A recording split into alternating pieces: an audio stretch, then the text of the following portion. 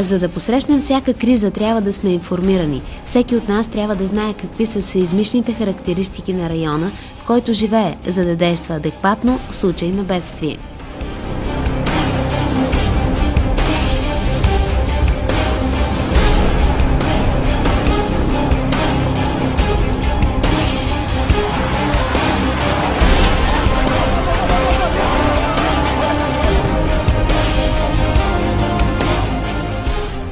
Запознайте се с правилата за поведение и действие при земетресение чрез всички възможни информационни източници. Не подценявайте обучението за вас и за членовете на семейството ви. Участвайте в практически демонстрации и тренировки и придобивайте навици за защита и самозащита, за оказване на първа и долекарска помощ на пострадали. Направете семеен план за реакция при земетресение, който да дава алтернативни начини за връзка помежду ви и общ сборен пункт за среща. Подгответе и съхранявайте на подходящо място персонални комплекти за първа помощ. Огледайте стаите и укрепете надежно всички висящи, тежки и чупливи предмети.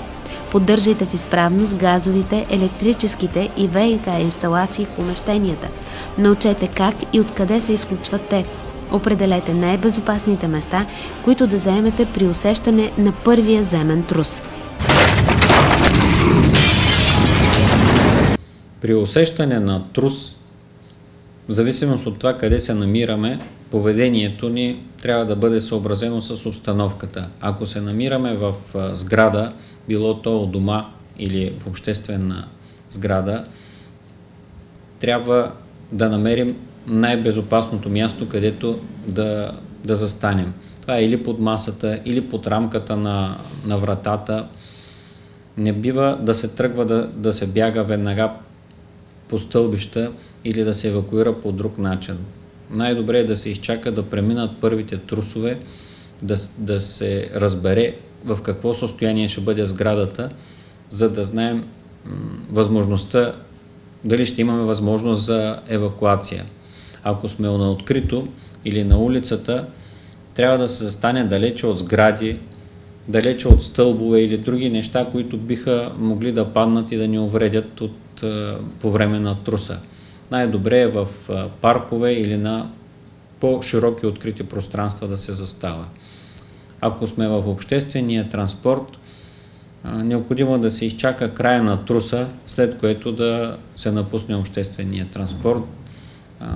От една страна да не се създаде паника и най-добре е да се следват инструкциите на шофьора, който отговаря за съответното превозно средство. Ако самите ние шофираме и сме зад волана, усещайки трус, най-правилната реакция е да се отбие на подходящо място и да се изчака отново на безопасно място, не някъде, където би могло нещо да падне върху автомобила, и да се изчака край на трусовете, след което да се продължи пътя нататък.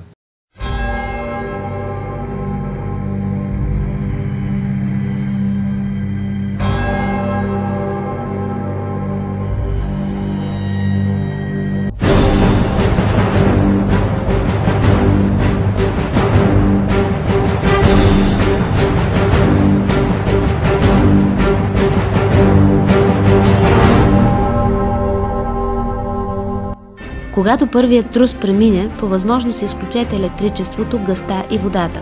Вземете предварително подготвения личен комплект за първа помощ и бързо напуснете сградата. При слизане от високите етажи използвайте стълбите, не асансьора. Осигурете предимство на майките с деца и на възрастните хора. След като излезете от сградата, отдалечете се на открито място. Не заставайте под далекопроводи, електрически и тролейбусни мрежи, трафопостове. Не използвайте открит огън.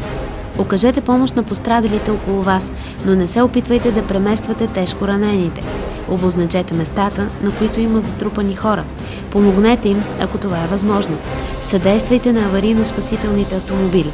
Следете информацията само от достоверни източници. Изпълнявайте инструкциите на спасителните екипи и спазвайте обществения ред. Не допускайте слухове да всяват паника сред хората.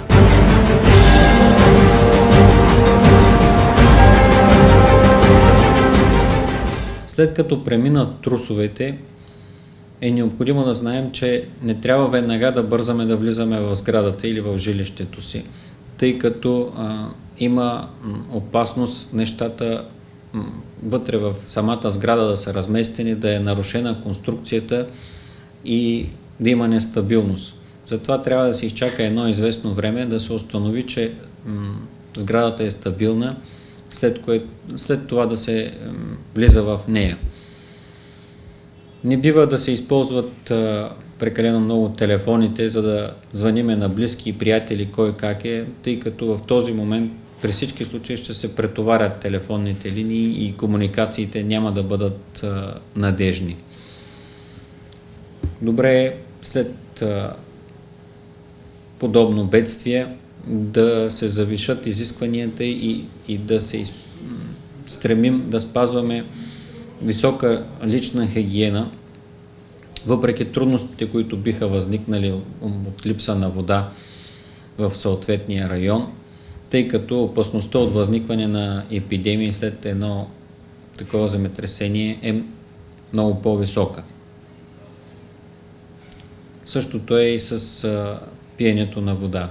Само от установени чисти източници. Най-добре е да се използва бутилирана вода, тъй като при едно земетресение водоизточниците в района при всички случаи са замърсени. Ваша отговорност е да сте добре подготвени и информирани по отношение на адекватно поведение преди, по време и след земетресение.